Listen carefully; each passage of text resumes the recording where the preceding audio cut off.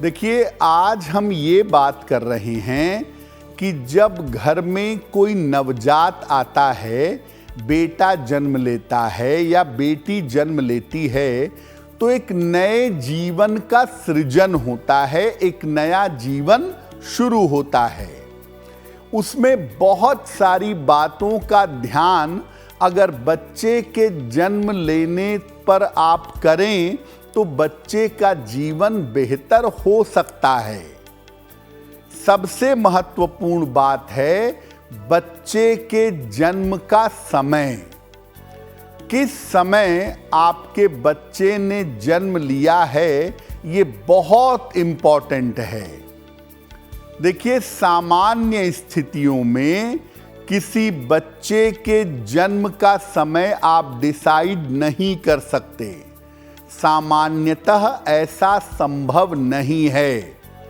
लेकिन अब क्या होता है कि जिन महिलाओं को सर्जरी करानी होती है, वो कभी कभी ज्योतिषियों से सलाह लेती हैं टाइम और डेट के लिए।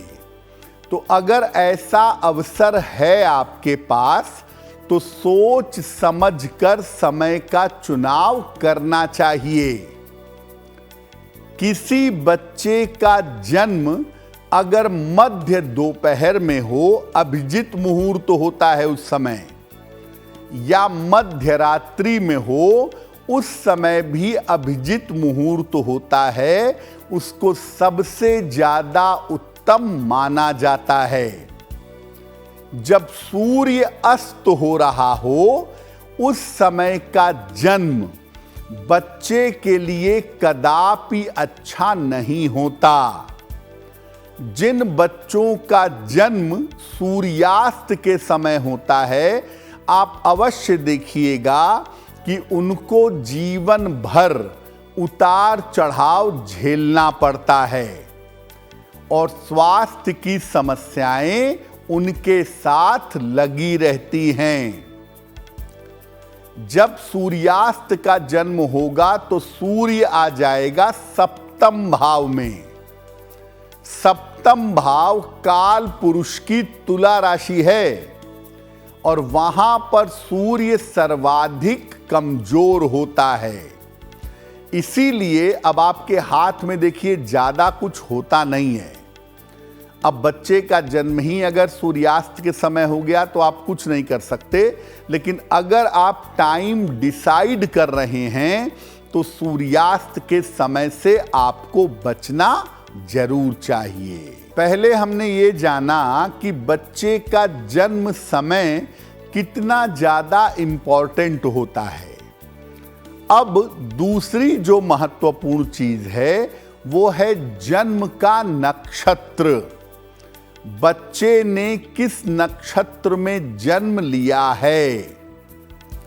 देखिए, बच्चे के जन्म के समय चंद्रमा जिस नक्षत्र में होता है वही बच्चे का जन्म नक्षत्र होता है।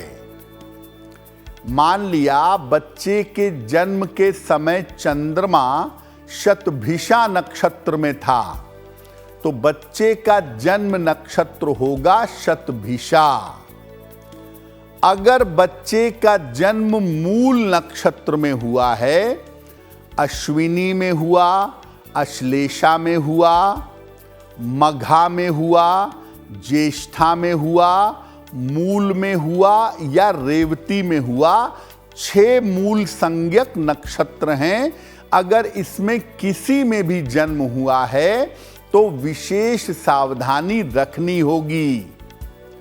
मूल नक्षत्र में होने पर बच्चे का स्वास्थ्य सेंसिटिव हो जाएगा और अगर ध्यान न दिया जाए तो आगे चल करके उसके मानसिक स्थिति में समस्या आ सकती है।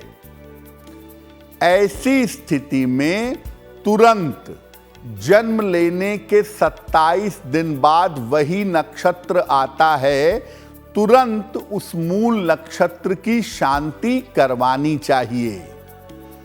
बहुत सारे माता पिता बचपन में इस बात का ध्यान नहीं देते कि बच्चे का जन्म मूल नक्षत्र में हुआ है और वो उसकी शांति नहीं कराते, आगे चल करके बच्चे के स्वास्थ्य पर और उसकी मानसिक स्थिति पर इसका बुरा प्रभाव पड़ता है।